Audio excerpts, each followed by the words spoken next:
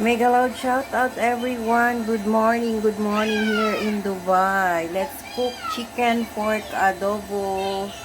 This is my pork and chicken. So let's go. Let's go with me. Let's cook chicken pork adobo. And these are ingredients. My ingredients for my chicken pork adobo, of course, the onion or basal, garlic. I want for my chicken adobo a lot of garlic.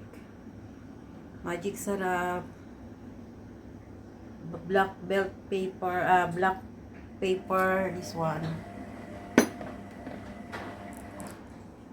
Mix. And oyster sauce.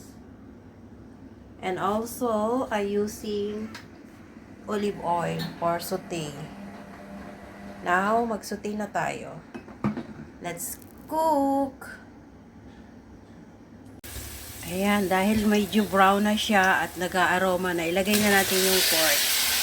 Yung pork, minarinate ko na yan siya sa salt and pepper, a little bit salt and pepper with soy sauce. Ayan. And then, of course, yung chicken. Marinated na rin siya sa salt and pepper with a little bit soy sauce. Yan.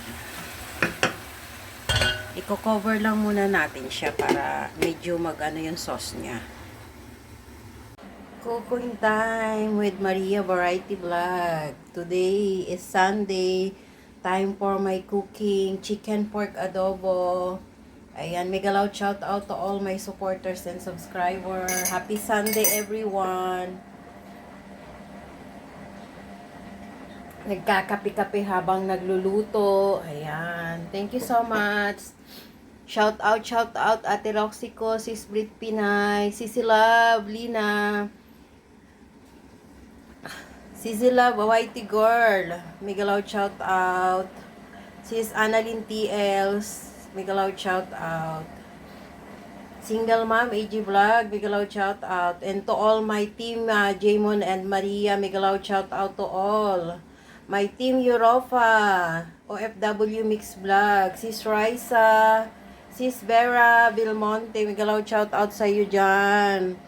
Ayan, ito nag-update si Maria sa aking cooking. Thank you so much. Ayan. Nag-aaroma yung ating chicken pork adobo. Tapos ilagay na natin yung chicken pork adobo ko, nilalagyan ko talaga siya ng Sprite. Siguro mga half cup.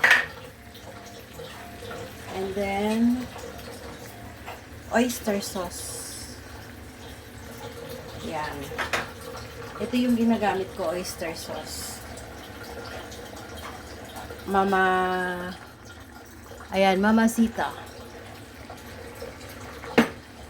And of course, yung ating black pepper.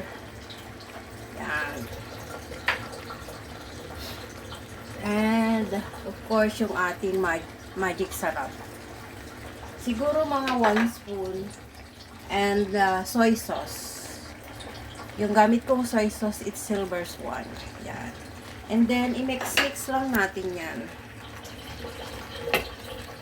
I-mix-mix lang natin yan with the Sprite para mas maano siya, mas malasa. Yan. And madali siyang lumambot. Yan. Looks yummy. And then, i-cover natin siya ulit para magkulo. Yan. Ayan, malapit na maluto yung ating chicken pork adobo. Nilalagyan ko rin pala siya ng patatas. Gusto ko kasi may kaunting gulay ang aking adobo. Ayan. Looks yummy. At inad ko rin siya ng a little bit soy sauce. Nilagyan ko na siya actually ng mga 2 spoon. Pero nilagyan ko pa rin ulit siya para mas yung blend yung lasa niya. Ayan. Almost done. My chicken pork adobo. Look at that. Tastes yummy.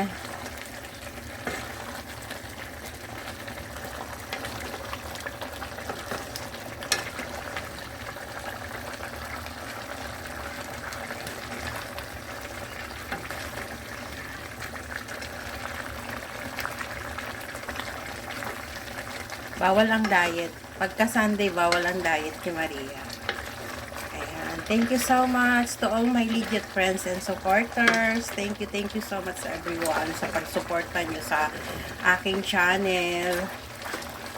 At sa hindi pa nakakapag-subscribe sa akin, please subscribe. Leave a comment on down below. I will answer your comments.